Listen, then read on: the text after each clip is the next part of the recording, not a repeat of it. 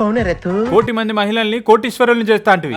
ఆడు వచ్చాడంటే పెద్ద తలనొప్పరా. వచ్చేసాడు రాడు. ఇగో మా మహిళా కార్యకర్త, ఈమె కోట ఎక్కడా? అవును నా కోట ఏడా? 7 లక్షల కోట్లు అప్పు చేసినాం. ఎందుకులే నీకు ఏసు బతుకు. ఏ పథకాలు ఇవ్వలేమని మాకు తెలుసు.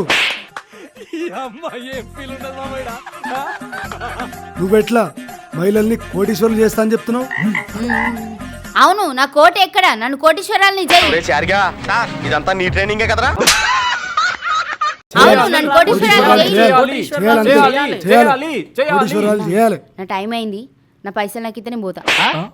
ఇప్పుడు ఓడిందమ్మా. ఏడబోతావమ్మా? మా మహిళా సంఘాల గ్రూప్ తోని రేవంత్ అన్న మాకు ఫ్రీ పెట్రోల్ బంక్ పెట్టించిండు. ఆడికే పోతాను, నాకు పని ఉన్నది. ఎట్లా పోతావు? రేవంత్ అన్న ఫ్రీ బస్ పెట్టిండు కదా, అందులో పోతా. నాకు ఇవ్వాల్సిన పైసలు ఫోన్ పే చెయ్యి. అందరి ముందు పరుగు పోయిందిగా బాపు. ఇంకా నీ ఫేక్ ప్రచారాలన్నీ ఆపు.